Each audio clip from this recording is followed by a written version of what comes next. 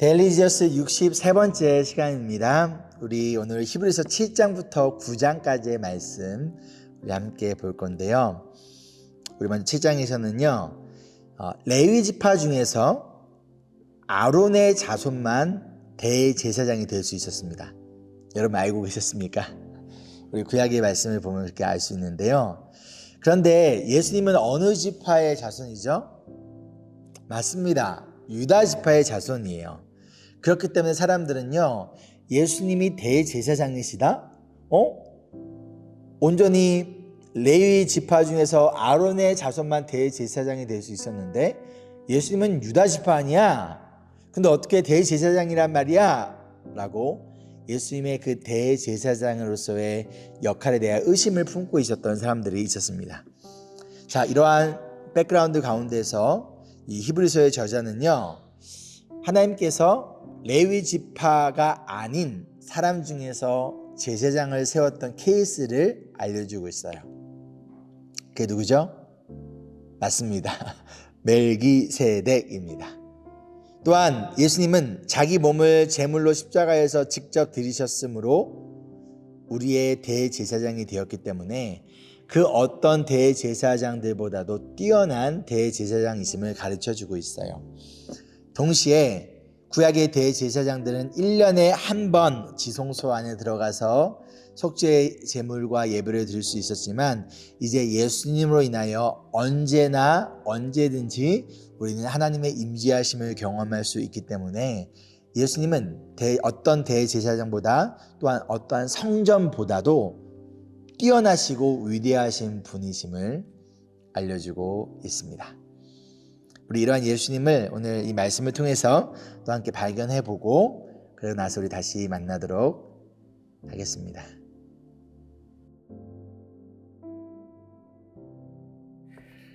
(7장입니다) 이 멜기세덱은 살렘의 왕이요 지극히 높으신 하나님의 제사장이었습니다. 그는 아브라함이 여러 왕을 무찌르고 돌아올 때에 그를 만나서 축복해 주었습니다. 아브라함은 모든 것의 10분의 1을 그에게 나누어 주었습니다. 첫째로 멜기세덱이란 이름은 정의의 왕이라는 뜻이요, 다음으로 그는 또한 살렘의 왕인데 그것은 평화의 왕이라는 뜻입니다. 그에게는 아버지도 없고 어머니도 없고 족보도 없고 생애의 시작도 없고 생명의 끝도 없습니다. 그는 하나님의 아들과 같아서 언제까지나 제사장으로 계시는 분입니다. 멜기세덱이 얼마나 위대한가를 생각해 보십시오. 족장인 아브라함까지도 가장 좋은 전리품의 10분의 1을 그에게 바쳤습니다. 레위 자손 가운데에서 제사장 직분을 받은 사람들은 자기네 동족인 이스라엘 백성에게서 비록 그 백성도 아브라함의 자손이지만 율법을 따라 10분의 1을 받아들이라는 명령을 받았습니다. 그러나 멜기세덱은 그들의 족보에 들지도 않았지만 아브라함께서 10분의 1을 받았고 하나님의 약속을 받은 그 사람을 축복해 주었습니다. 두말할 것 없이 축복은 아랫사람이 윗사람에게 받는 법입니다. 한편에서는 죽을 수밖에 없는 사람들이 10분의 1을 받고 다른 한편에서는 살아 계시다고 입증되시는 분이 그것을 받습니다. 말하자면 10분의 1을 받는 레위까지도 아브라함을 통해서 10분의 1을 바친 셈이 됩니다. 멜기세덱이 아브라함을 만났을 때에는 레위는 아직 자기 조상 아브라함의 허리 속에 있었으니 말입니다. 그런데 이 레위 계통의 제사직과 관련하여 이스라엘 백성은 율법으로 지령을 받기는 하였습니다. 그러나 그 제사직으로 완전한 것이 이루어질 수 있다면 아론의 계통이 아닌 멜기세덱의 계통을 따른 다른 제사장이 생겨날 필요가 어디 있겠습니까? 제사 직분에 변화가 생기면 율법에도 반드시 변화가 생기는 마련입니다. 이런 말이 가리키는 분은 레위 지파가 아닌 다른 지파에 속한 분입니다. 그 지파에 속한 사람으로서는 아무도 제단에 종사한 적이 없습니다. 우리 주님께서는 유다 지파에서 나신 것이 명백합니다. 그런데 모세는 제사장들에 관하여 말할 때에 이 지파와 관련해서는 아무것도 말한 것이 없습니다. 멜기세덱과 같은 모양으로 다른 제사장들이 생겨나는 것을 보면 이 사실은 더욱더 명백합니다. 그는 제사장들의 혈통에 대하여 규정한 율법을 따라 제사장들이 되는 것이 아니라 썩지 않는 생명의 능력을 따라 되셨습니다. 그를 두고서 말하기를 너는 멜기세덱의 계통에 따라서 영원한 제사장이다. 한 증언이 있습니다. 전에 있던 계명은 무력하고 무익함으로 폐하게 되었습니다. 율법은 아무것도 완전하게 하지 못하였습니다. 그래서 하나님께서는 더 좋은 소망을 우리에게 주셨습니다. 우리는 이 소망을 힘입어 하나님께 가까이 나아갑니다. 그리고 예수께서는 하나님의 명세 없이 제사장이 된 것이 아닙니다. 레위 계통의 사람들은 명세 없이 제사장이 되었습니다. 그러나 예수께서는 자기에게 말씀하시는 분의 명세로 제사장이 된 것입니다. 주님께서 맹세하셨으니 주님은 마음을 바꾸지 않으실 것이다. 너는 영원한 제사장이다. 하셨습니다. 이렇게 해서 예수께서는 더 좋은 언약을 본증하시는 분이 되셨습니다. 또한 레위 계통의 제사장들은 죽음 때문에 그 직무를 계속할 수 없어서 그 수가 많아졌습니다. 그러나 예수는 영원히 계시는 분이므로 제사장직을 영원히 간직하십니다. 따라서 그는 자기를 통하여 하나님께 나오는 사람들을 완전하게 구원하실 수 있습니다. 그는 늘 살아 계셔서 그들을 위하여 중재 간구를 하십니다. 예수는 이러한 제사장으로 우리에게 적격이십니다. 그는 거룩하시고 순진하시고 순결하시고 죄인들과 구별되시고 하늘보다 높이 되신 분입니다. 그는 다른 대제사장들처럼 날마다 먼저 자기 죄를 위하여 희생 제물을 드리고 그 다음에 백성을 위하여 희생 제물을 드릴 필요가 없습니다. 그는 자기 자신을 바치셔서 다 한 번에 이 일을 이루셨기 때문입니다. 사람들에게 약점이 있어도 율법은 어쩔 수 없이 그들을 대제사장으로 세우지만 율법이 생긴 이후에 하나님께서 맹세하신 말씀은 영원히 완전하게 되신 아들을 대제사장으로 세우셨습니다. 8장입니다. 지금 말한 것들의 요점은 이러합니다. 곧 우리에게는 이와 같은 대제사장이 한 분 계시다는 것입니다. 그는 하늘에서 지엄하신 분의 보좌 오른쪽에 앉으셨습니다. 그는 성소와 참 장막에서 섬기시는 분이십니다. 이 장막은 주님께서 세우신 것이요 사람이 세운 것이 아닙니다. 모든 대제사장들은 예물과 제사를 드리는 일을 맡게 하려고 세우신 사람입니다. 그러므로 이 대제사장들도 무엇인가 드릴 것을 가지고 있어야 합니다. 그런데 그가 땅에 계신다고 하면 제사장들이 되지는 못하실 것입니다. 땅에서는 율법을 따라 이를 예물을 드리는 사람들이 있기 때문입니다. 그러나 그들은 하늘에 있는 것들의 모형과 그림자에 지나지 않는 땅에 있는 성전에서 섬깁니다. 모세가 장막을 세우려고 할 때에 너는 명심하여 내가 산에서 내게 보여준 그 모형을 따라 모든 것을 만들어라 하고 말씀하신 하나님의 지시를 받은 것입니다. 그러나 이제 그리스도께서는 더 훌륭한 직무를 맡으셨습니다. 그가 더 좋은 약속을 바탕으로 하여 세운 더 좋은 언약의 중재자이시기 때문입니다. 그 첫 번째 언약에 결함이 없었더라면 두 번째 언약이 생길 여지가 없었을 것입니다. 그런데 하나님께서는 자기 백성을 나무라시며 이렇게 말씀하셨습니다. 주님께서 말씀하신다. 보아라, 날이 이를 것이다. 그때 내가 이스라엘 집과 유다 집과 더불어 새 언약을 맺을 것이다. 또 주님께서 말씀하신다. 이 새 언약은 내가 그들의 조상들의 손을 잡고 이집트 땅에서 인도하여 내던 날에 그 조상들과 맺은 언약과 같은 것이 아니다. 그들은 내 언약을 지키지 않았으므로 나도 그들을 돌보지 않았다. 또 주님께서 말씀하신다.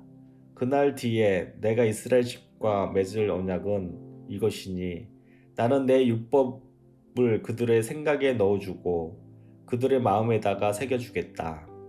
그리하여 나는 그들의 하나님이 되고 그들은 내 백성이 될 것이다. 그리고 그들은 각각 자기 이웃과 자기 동족을 가르치려고 주님을 알리고 말하는 일이 없을 것이니 작은 사람으로부터 큰 사람에 이르기까지 모두 나를 알 것이기 때문이다. 내가 그들의 불의함을 긍휼히 여기겠고 더 이상 그들의 죄를 기억하지 않겠다. 하나님께서 새 언약이라고 말씀하심으로써 첫 번째 언약을 낡은 것으로 만드셨습니다. 낡고 오래된 것은 곧 사라집니다. 9장입니다. 첫 번째 언약에도 예배 규정과 세상에 속한 성소가 마련되어 있었습니다. 한 장막을 지었는데 곧 첫째 칸에 해당되는 장막입니다. 그 안에는 촛대와 상이 있고 빵을 차려 놓았으니 이곳을 성소라고 하였습니다. 그리고 둘째 휘장 뒤에는 지성소라고 하는 장막이 있었습니다. 거기에는 금으로 만든 분향제단과 온통 금으로 입힌 언약궤가 있고 그 안에는 만나를 담은 금 항아리와 쌍이 난 아론의 지팡이와 언약을 새긴 두 돌판이 들어 있었습니다. 그리고 그 언약궤 위에는 영광에 빛나는 그룹들이 있어서 속죄판을 그 날개로 내리덮고 있었습니다. 지금은 이것들을 자세히 말할 때가 아닙니다. 이것들이 이렇게 마련되어 있어서 첫째 칸 장막에는 제사장들이 언제나 들어가서 제사 의식을 집행합니다.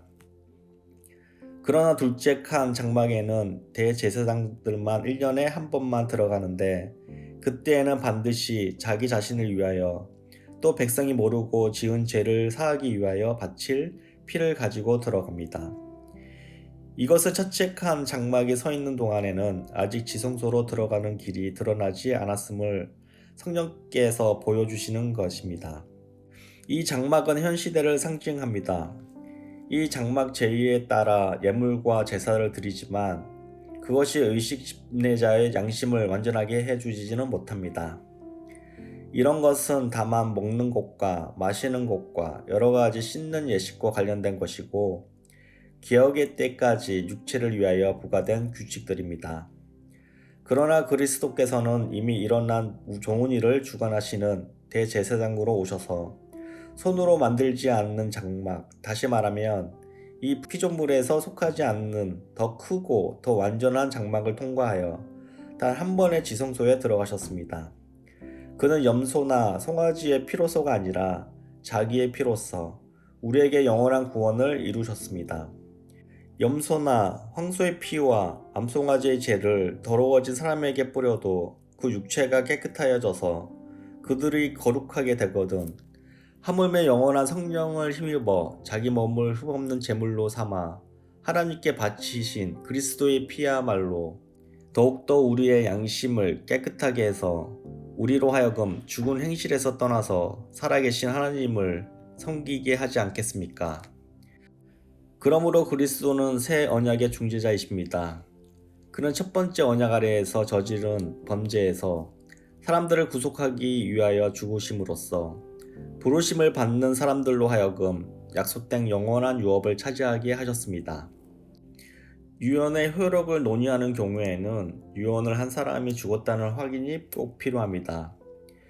유언이라는 것은 유언한 사람이 죽어야만 효력을 냅니다. 유언하는 사람이 살아있는 동안에는 유언은 아무런 효력이 없기 때문입니다. 이러므로 첫 번째 언약도 피 없이 세운 것은 아닙니다. 모세가 율법을 따라 모든 계명을 백성에게 말한 뒤에 물과 붉은 양털과 우슬초와 함께 송아지 피와 염소 피를 취하여 언약책과 온 백성에게 뿌리고서 이것은 하나님께 여러분에게 명하신 언약의 피입니다 라고 말하였습니다. 똑같은 방식으로 그는 장막과 제사의식에 쓰이는 모든 기구에도 피를 뿌렸습니다. 율법에 따르면 거의 모든 것이 피로 깨끗해집니다. 그리고 피를 흘림이 없이는 죄를 사함이 이루어지지 않습니다. 그러므로 하늘에 있는 것들의 모형물은 이런 여러 의식으로 깨끗해져야 할 필요가 있지만 하늘에 있는 것들은 이보다 나은 희생제물로 깨끗해져야 합니다. 그리스도께서는 참 성소의 모형에 지나지 않는 손으로 만든 성소에 들어가시는 것이 아니라 바로 하늘 성소 그 자체에 들어가셨습니다. 이제 그는 우리를 위하여 하나님 앞에 나타나셨습니다. 대제사장들은 해마다 짐승의 피를 가지고 성소에 들어가지만 그리스도께서는 그 몸을 여러 번 바치실 필요가 없습니다. 그리스도께서 그 몸을 여러 번 바치셔야 하셨다면 그는 창세 이래로 여러 번 고난을 받아서야 하셨을 것입니다. 그러나 이제 그는 자기를 희생 제물로 드려서 죄를 없이 하시기 위하여 시대의 종말에 단 한 번 나타나셨습니다. 사람이 한 번 죽은 것은 정해진 일이요 그 뒤에는 심판이 있습니다. 이와 같이 그리스도께서도 많은 사람의 죄를 짊어지시려고 단 한 번 자기 몸을 제물로 바치셨고, 두 번째로는 죄와는 상관없이 자기를 기다리고 있는 사람들에게 나타나셔서 구원하실 것입니다. 아멘. 적용 및 소그룹 나눈 질문이에요. 첫 번째, 자, 여전히 만약에 구약의 제사를 통하여 우리가 용서를 받을 수 있다면 과연 우리의 삶의 모습은 또 우리의 예배는 어떠할까요? 예를 들어서 여러분들이 양을 가져오고 짐승을 가져와서 여기 위에 올려놓는 거예요. 그리고 제가 피를 내고 살은 살대로 뼈는 뼈대로 이 내장은 내장대로 또한 변은 변대로 이렇게 예배를 드려야 한다면 지금 이 순간도 과연 우리의 삶과 예배는 어떠한 모습이 될까요? 두 번째, 예수님이 우리 안에 거하심을 통하여서 우리는 하나님의 거룩한 성전이 되었습니다. 그렇기 때문에 우리는 성전으로서 합당한 모습으로 살아가야 돼요. 그럼 우리가 성전으로서 합당한 모습, 또한 특별히 우리가 변화되어져야 할 모습은 무엇일까요? 마지막으로 오늘 말씀을 통하여 예수님이 우리에게 원하시는 회개와 믿음의 결단은 무엇인가요? 우리 함께 기도하실까요? 사랑과 은혜가 풍성하신 주님, 예수 그리스도께서 직접 십자가에서 제물이 되어주시고 또한 직접 대제사장이 되어주셔서 우리의 죄를 용서하신 것뿐만 아니라 우리의 몸을 하나님의 영이 임하시는 거룩한 성전으로 삼아주심을 감사합니다. 이 은혜를 기억하고 감사하며 우리가 매일의 삶 속에서 거룩한 성전답게 예수 그리스도를 모시고 있는 그러한 존재답게 죄의 유혹들 가운데 싸우게 하여 주시고 가운데 주님과 함께 성전으로서의 정체성을 기억하며 부르심 받은 그곳 어디에서나 하나님의 자녀로서 거룩한 성전으로서 살아낼 수 있도록 성령 하나님께서 도와주시고 붙잡아 주시옵소서. 감사드리며 우리의 진정한 구원자 되시고 대제사장 되시는 예수님의 이름으로 기도합니다. 아멘. 오늘도 우리가 어디에 있든지 하나님의 거룩한 성전이라는 것을 기억하면서 거룩한 삶, 거룩한 말, 거룩한 행동 가운데 나아가는 우리 되기를 소망합니다. Embrace Jesus, embrace people.